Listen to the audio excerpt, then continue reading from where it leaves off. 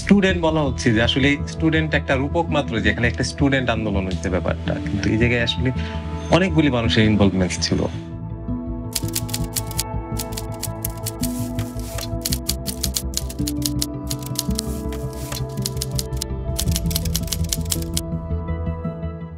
এই আন্দোলনের বেশ কিছু ব্যাপার আলাদা ছিল অন্য আন্দোলন থেকে, যেমন স্লোগান, তারপর ওদের টেকনিক, আন্দোলনের টেকনিক। যেমন অন্যান্য আন্দোলন হয় কি, একটা মিছিল হয় ফার্স্টে, এরপরে ঘেরাও হয়, মানে একটা পার্ট, একটা সিস্টেম ওয়াইজ জিনিসটা রান করে। কিন্তু এই আন্দোলনের ব্যাপারটা ছিল, এই আন্দোলনটা ফার্স্টে একটা মোটামুটি মিছিল করলো রাজু ভাস্কর্য পর্যন্ত, তারপর দিন একটা গ্যাপে পড়লো, বেশ কিছু দিনের গ্যাপে পড়লো, ঈদ টিদ মিলায় গ্যাপে পড়ছে, এরপর থেকে আবার শুরু হলো ঈদের বন্ধের পর শাহবাগ মোড় অবরোধ 1 ঘন্টার জন্য। মানে স্লোগান সচরাচর তখন পর্যন্ত যে স্লোগানগুলি চলে দেশে, তখন ওই স্লোগানই চলতেছে, বঙ্গবন্ধুর বাংলায় বৈষম্যের ঠাঁই নাই, এই স্লোগানই চলতেছে। এর 2 দিন পরে শাহবাগ 4 ঘন্টা অবরোধ সিস্টেমেটিক ভাবেই, তখনও স্লোগানের কোনো চেঞ্জ নেই। এরপর রাজাকার বলে, মানে শেখ হাসিনা রাজাকার বলার পরে জিনিসটা একটু চেঞ্জ হয়ে গেল। তো পরের দিন সকালবেলা আপনার স্লোগান চেঞ্জ, তুমি কে আমি কে, রাজাকার রাজাকার, শুরু হয়ে গেল স্লোগান। এরপর আবু সাইদের ঘটনাটা ঘটে, তারপর ব্যাপারটা হয়ে গেল বাংলা ব্লকেট কর্মসূচির নাম। তখন আর শাহবাগ না, শাহবাগ থেকে শুরু করে সবকিছু মোটামুটি ব্লকেট হওয়া শুরু হইলো। এরপরের যে কর্মসূচিটা ছিল তাদের, যে রাষ্ট্রপতির বাসভবন পর্যন্ত স্মারকলিপি দেওয়া, তখন পর্যন্ত পুলিশ খুবই ধৈর্যশীল। মানে আন্দোলনে একটা মানে রিদম ছিল, জিনিসটা যেমন না যে প্রত্যেক দিনই কিছু না কিছু নতুন নতুন অ্যাড হচ্ছে, নতুন নতুন দাবি অ্যাড হচ্ছে, যেমন 9 দফা থেকে 6 দফা থেকে 1 দফা, মানে ছিল একটা বৈচিত্র্যতা।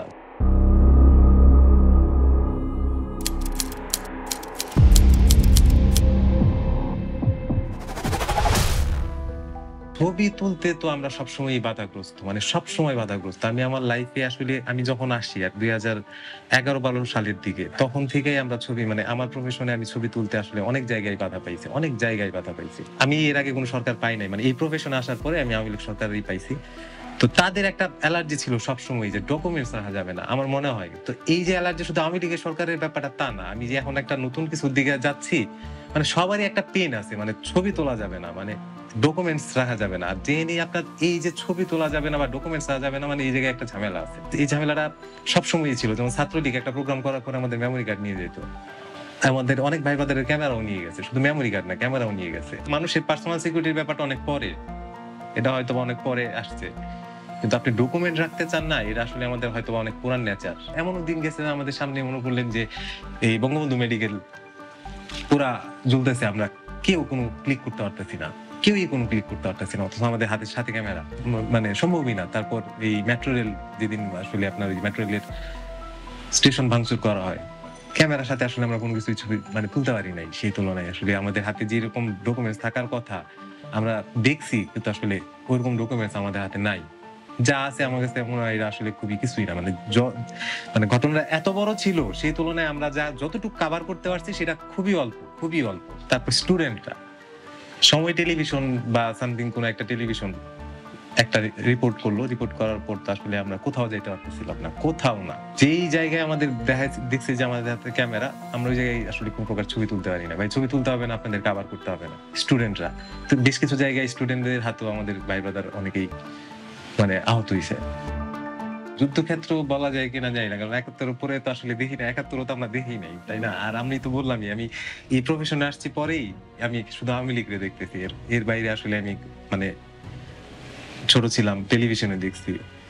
তো এটা যখন আমি আমাদের সিনিয়রদের সাথে মিলাই যদি বলি, যেদিন ফার্স্ট এই কাহিনী হইলো, তো আমার সিনিয়র বস অঞ্চল ভাইয়ের সাথে আমি শেয়ার করলাম যে ভাই, আমি তো আসলে কোনো প্রকার দিক নির্দেশনা পাচ্ছি না, আমি আসলে খুবই কনফিউজড, এরকম সিচুয়েশন আমি কখনো পাই নাই। আপনি আমার আসলে কোনো সাজেশন দিতে পারেন কিনা, এই ব্যাপারটা আমরা আসলে কিভাবে কভার করব।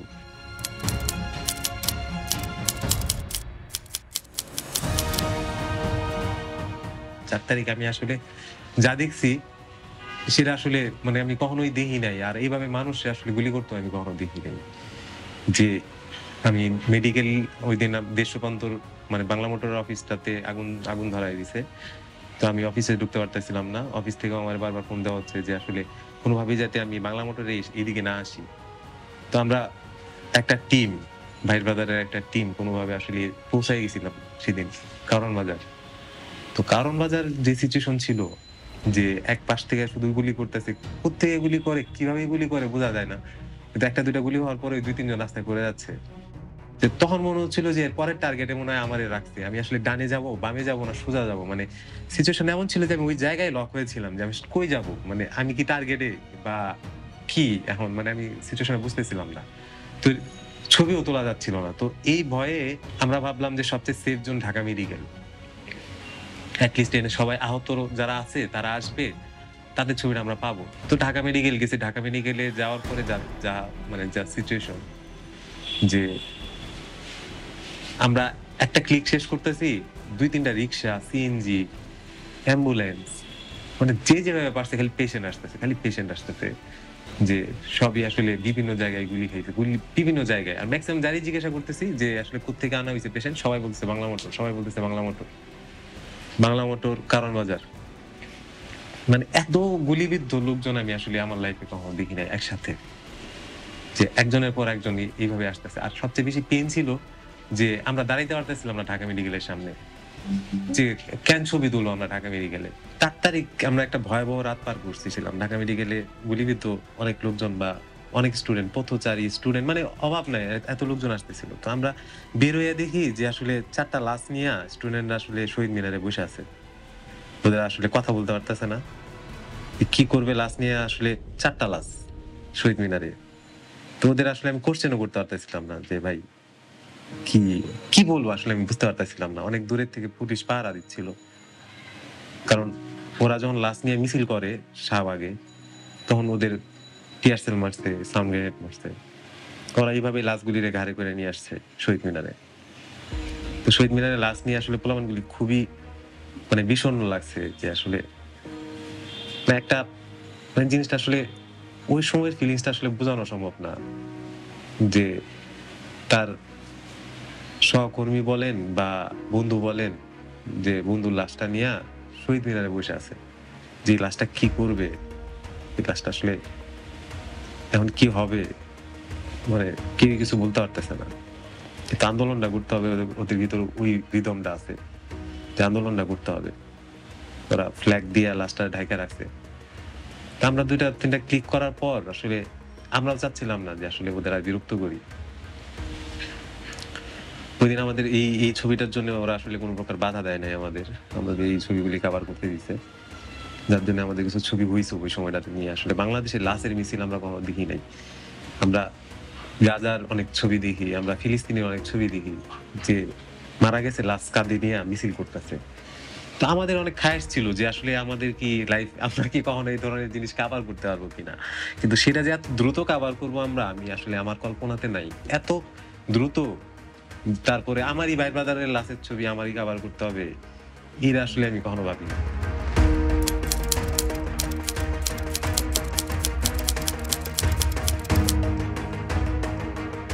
একটা পূর্ব প্রস্তুতি নিয়ে আসলে ছাত্রলীগ ঐদিন একদমই অ্যাটাকটা করছে ঢাকা ইউনিভার্সিটিতে। যে এর আগে ওদের সাধারণ সম্পাদক ওবায়দুল কাদের ঘোষণা করছে যে স্টুডেন্টদের দমানোর জন্য ছাত্রলীগই যথেষ্ট। এরপর তো ছাত্রলীগ একদমই বেপরোয়া ঐদিন সকালবেলা থেকেই আসলে ছাত্রলীগ মানে পুরা ঘটনাতেই ছাত্রলীগ খুব বেপরোয়া। কিন্তু ঐদিন একদমই এক্সট্রিম লেভেলের বেপরোয়া। যে একটা ওরা হলের ভিতরে স্টুডেন্ট আটকায় দিচ্ছে। যে কোন স্টুডেন্ট হলে থেকে বের হইতে পারবে না। অথচ বৈষম্য বিরোধী ছাত্র অধিকার এরা একটা কর্মসূচি ঘোষণা করছে রাজু ভাস্কর্যের সামনে। তো ওই কর্মসূচির কথা শুনে আপনার বুয়েটের স্টুডেন্ট, ঢাকা মেডিকেল স্টুডেন্ট সবাই রাজু ভাস্কর্যে আসছে। কিন্তু ঢাকা ইউনিভার্সিটির কোন স্টুডেন্ট সেদিন রাজু ভাস্কর্যে নাই। তো এই জিনিসটা ওদের মনেও দিছে যে আসলে ঢাকা ইউনিভার্সিটির স্টুডেন্টরা কই? তখন তারা খোঁজ নিয়ে বের করছে যে বিজয় ৭১ হলে বা আশপাশের অনেক হলেই ছাত্রলীগ স্টুডেন্টদের বেরোতে দিচ্ছে না। এমনকি এই কোটা আন্দোলনে যারা সামনে মানে সমন্বয়ক বলা হয় যাদের একদম মানে তাদেরও আটকায় রাখছে, বেরোতে দিচ্ছে না। তো তখন বুয়েটের স্টুডেন্টরা তারপরে মেডিকেলের স্টুডেন্টরা একটা মিছিল নিয়ে বিজয় ৭১-এর সামনে যায়। ৭১-এর সামনে যাওয়ার পরে ওই জায়গায় ওদের সাথে সংঘর্ষ হয়। ওই যে আপনার হলের উপর থেকে আপনার ইট, পাটকেল, কাঁচ, বাল্ব যে যেটা পারতেছে হলের উপর থেকে নিচে অ্যাটাক করতেছে। স্টুডেন্ট নিচের থেকে আবার উপরে অ্যাটাক করতেছে। এই করতে করতে ছাত্রলীগ একদম হলে থেকে বের হয়ে আসলো লাঠি সোঁটা নিয়ে। নিয়ে আসা আসলে ওরা ওই সময় মানুষ মারতেছে না আসলে গরু ছাগল মারতেছে ব্যাপারটা বোঝা যাচ্ছিল না। কে মেয়ে, কে ছেলে বা কি, কি করা যাবে, কি করা যাবে? মানে একদমই ওরা মাথায় নিচ্ছে না। জাস্ট একদল পোলাপান বের হইলো। চোখের সামনে যাই পড়তেছে। আসার পরে আমরা কেউ কিন্তু ছবি ছাড়ি নাই অফিসে। কনফিউজড কি করব আমরা? কারণ ঐদিন যা ছবি হইছে আসলে ওই ছবিগুলি ঐদিন না হইলে আসলে আন্দোলন এই লেভেলে আসতো না। কারণ ঐদিন আপনারা খেয়াল করে দেখবেন যে খুব বেশি ভিডিও ফুটেজ নাই। কারণ ওই ফুটেজগুলি নেওয়ার মানে এত দ্রুত ঘটনা ঘটে গেছে, ফুটেজ-টুটেজ নেওয়ার এতটা সময় হয়তোবা খুব কম পাইছে মানুষ। কিন্তু ঐদিন যে ছবিগুলি হইছে, ওই ছবিগুলি কিন্তু এখন আমাদের দেয়ালে আঁকা। এই ছবিগুলি এখন আমরা শেয়ার করি। তো ওই ছবিগুলি আপনার একদমই আন্দোলনের মাত্রার মানে দিক চেঞ্জ করে দিছে। যে আন্দোলনটা আসলে ক্যাম্পাস কেন্দ্রিক হওয়ার কথা ছিল, সেই আন্দোলনটা একদমই সারা বাংলাদেশে ছড়ায় গেছে। তখন পর্যন্ত আমরা একদমই স্ট্রং একদম ইনফরমেশন যে কোনোভাবেই শেখ হাসিনা ক্ষমতা ছাড়বে না, সে শেষ পর্যন্ত ফাইট করবে। সেটা লাস্ট যে কয়টা বলার পূর্বে। কারণ এটা আমরা নমুনা দেখছি ৪ তারিখে যে এইভাবে যদি গুলি করতে পারে, তাহলে ৫ তারিখের গুলিটা আসলে অনেক বেশি কিছু হবে। সকাল বের হইছি একটা এক্সট্রা প্রিপারেশন যে আজকে মানে এক্সট্রিম লেভেলের কিছু একটা দেখবো আমরা। একদম ঢাকা মেডিকেলে আমরা যখন সকালবেলা যাই, এক্সট্রিম লেভেল গুলি হচ্ছে যে আপনার যা রেখে গেছে ঢাকা মেডিকেল তাই। ঢাকা মেডিকেলের জরুরি অবস্থার ভিতরে পুলিশ মানে সাউন্ড গ্রেনেড মারতেছে, একদম কনফিডেন্টলি মারতেছে। তো আমরা ওদের গুলি আর টিয়ার সেল মারার ব্যাপারটাতেই বুঝছি যে না আজকে তো অবস্থা খারাপ হবে। একদম কনফিডেন্টলি যে আপনার কোনো মানে নরমাল ছোড়াগুলি টুলি কিচ্ছু না, ডাইরেক্ট আপনার চাইনিজ গুলি করতেছে তারা ইয়ের দিকে, মানে জরুরি অবস্থা মানে জরুরি বিভাগ লক্ষ্য করে। তো আমরা এদিন মানে খুবই কনফিডেন্ট যে আজকে সারাদিন আমরা হেভি একটা কিছুর সম্মুখীন হইতে যাইতেছি। আনন্দ ভাই স্পটে পৌঁছাইলো, শোনার পর আমার বলতেছে ভাই দুপুরবেলা তো আপনার সেনাপ্রধান জাতির উদ্দেশ্যে ভাষণ দিবে। জাতির উদ্দেশ্যে ভাষণ দিবে ব্যাপারটা আমার কাছে একদমই খটকা। কেন সেনাপ্রধান আসলে জাতির উদ্দেশ্যে ভাষণ কেন দিবে? তো ওই সময় আমরা মোটামুটি জিনিসটাতে মানে শিওর যে যদি সেনাপ্রধান ভাষণ দেয় তাহলে ক্ষমতাটা শেষ শেখ হাসিনার। কোনো কিছুতেই কোনো কিছু মিলাইতে পারতেছিলাম না। আমাদের এক সহকর্মী দীপু মালাকার, প্রথম আলো, ওরে ফোন দিলাম, ও উত্তরা কভার করতেছে। যে উত্তরার থেকে তার হিসাব হচ্ছে যে ভাই এর মিনিমাম লাখখানিক লোক হবে। ওরা ব্রেক মানে সব ধরনের প্রতিকূলতার সম্মুখীন হইয়া অলরেডি আপনার শহরের ভিতর ঢুকে গেছে। পুলিশ তখনও গুলি করতেছে। তো আমরা এইসব খবর পাওয়ার পরে আমরা পুলিশ ছেড়ে দিলাম যে আসলে পুলিশ এখন যা করতেছে হয়তো নিজের সেভ করার জন্য করতেছে। তো এর পিছনে লাগে থাকলে আমাদের আর চলবে না, ভয়াবহতা যাওয়ার হইছে। তার মাঝখানে অফিসের ফোনও পাইলাম যে ব্যাপারটা মেসেজটা কনফার্ম। নেট নাই, তখনও নেট নাই যে আমরা খুব সহজে খবরটা পাবো যে শেখ হাসিনা নাই, শেখ হাসিনা অলরেডি ক্ষমতা হস্তান্তর করে চলে গেছে। তখন আমরা আসলে সেট করতেছি আমাদের মতো করে, তাহলে এখন আমরা কি তুলবো, এখন আমাদের তাহলে কি কি ছবি লাগবে, যে ছবিগুলি আসলে ভবিষ্যতে যে কেউ দেখলেই বুঝবে যে এটা এই সময়ের ছবি। তো আমরা তখন পার্কে গেলাম, পার্কে বলতে সুরুয়াদি উদ্যানে ম্যাপ করলাম কি কি ছবি লাগবে। সবার ফার্স্টে বঙ্গবন্ধু স্ট্যাচু, এটা ভাঙবেই, এটা আমাদের ম্যাপ করা যে আমাদের ছবিটা তুলতে হবে। এরপর আপনার প্রধানমন্ত্রীর কার্যালয়, তারপর আপনার সংসদ ভবন। তা আমরা তখন ওইভাবে ম্যাপ করে এই জিনিসগুলির ছবি তুলতে গেলাম। ধারণাও ছিল না আপনার 32 নম্বরের বাড়ি ভাঙা ফেলবে। আমাদের ম্যাপ থেকে ওটা বাদ পড়ে গেছিল যে আসলে 32 নম্বরে হামলা হবে, এই ব্যাপারটা আমরা আসলে ভাবি নাই, একদমই ধারণা ছিল না। আমরা সব কভার করার পরে জানছি যে সন্ধ্যার দিকে যে 32 নম্বর হেভি অবস্থা খারাপ। তখন আমরা 32 নম্বর আসছি। 32 নম্বর মোটামুটি ভৌতিক অবস্থা ছিল এমন, ক্যামেরা দেখলেই আমাদের দালাল বইলা ডাকতেছিল, আটকায় ফেলতেছিল, ভয় লাগতেছিল যে ধাক্কা দিয়ে যদি আগুনে ফালায় দেয় আজকে রাতে কোনো বিচার হবে না। মানে 32 নাম্বার আসার পরে যে আমরা সারাদিন ভাবতেছিলাম নিজের স্বাধীন, যখন 32 নাম্বার আসছি ওই ঘন্টা খানেকের যে মজার স্মৃতিটা ছিল যে শেখ হাসিনা নাই, 15 বছরের একটা ব্যাপার শেষ হয়ে গেছে। 32 নাম্বার আসার পরে আমাদের ভিতরে আবার ওই ভীতি ঢুকে গেছে যে আসলে কিছুই হয় নাই, যা হয়েছে সারাদিন আমরা একটা ইভেন্ট কভার করছি, রাতের বেলা যা ছিল তাই এই জায়গায় আমরা ফেরত আসছি।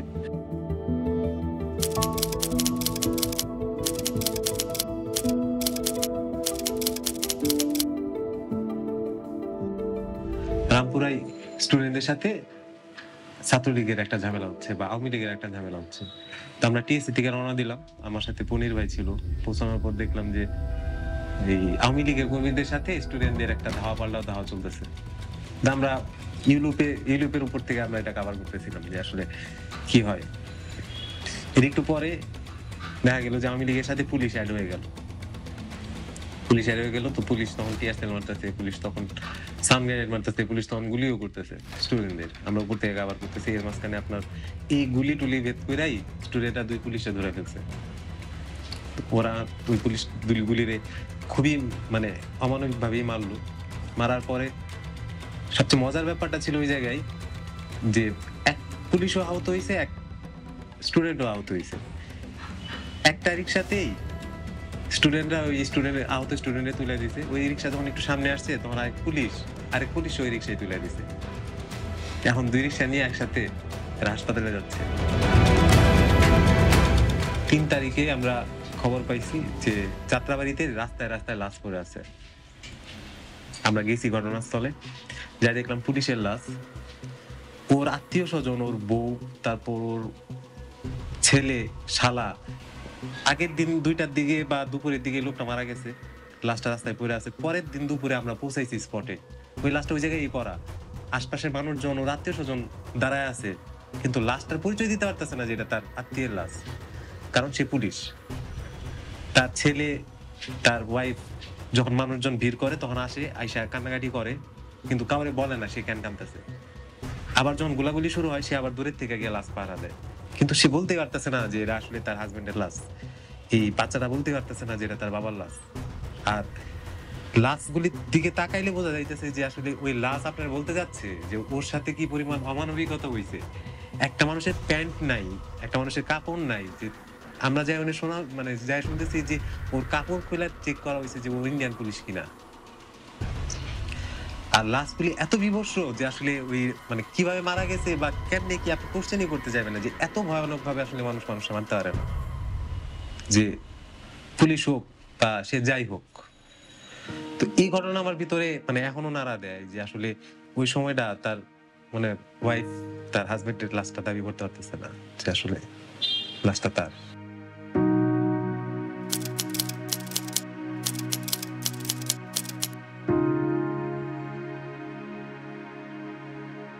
আসলে আমি আমার ওয়াইফের কাছে মানে খুবই ভালো সাপোর্ট পাইছি, নাইলে আসলে আমার পক্ষে বের হওয়া সম্ভব ছিল না। কারণ আমি প্রত্যেকদিন যখন বের হচ্ছি তখন তো আমার ভিতরে একটা ভয় আছে যে আজকে জীবনের শরীরে গুলি আমার সাথে দাঁড়ায় আসছিল, রাজীব ধরের শরীরে গুলি, এটা কালকে আমি হয়তো বাসায় ফেরত এইভাবেই আসবো, হয়তো বা নাও আসতে পারি।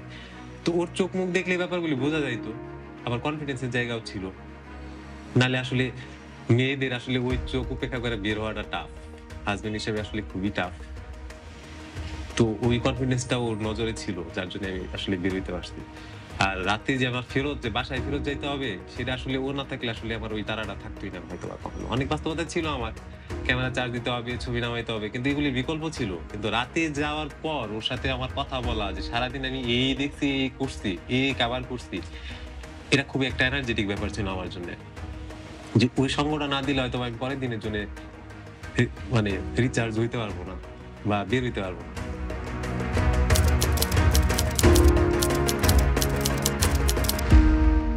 এত মানুষের সামনে যে যার সাথে এতদিন সংসার করছে, এত এত মধুর স্মৃতি, তার লাশটা পড়ে আছে বিভৎস ভাবে, পরিচয়টা দিতে পারতেছে না। আমি এই ব্যাপারটাতে হেভি ডিস্টার্ব ছিলাম বা এখনো ডিস্টার্ব। যে ব্যাপারটা আমি মনেই করতে পারি না যে আমার একটা ছেলে আছে যে আমারে আপনার অনেক দূর থেকে আমার জাস্ট ক্যাপের একটা কালার দেখলো সে আমারে আইডেন্টিফাই করতে পারে যে আমি তার বাবা। এই ছেলেটা এত কাছে থেকে বাবার লাশটা দেখতেছে, সে ধরতে পারতেছে না, সে বলতে পারতেছে না যে আমার বাবা। এই জিনিসটা আমি আসলে খুবই মানে খুবই জিনিসটাতে আমি বলতে পারি নাই, এই ঘটনাটা আমি বলতে পারি নাই।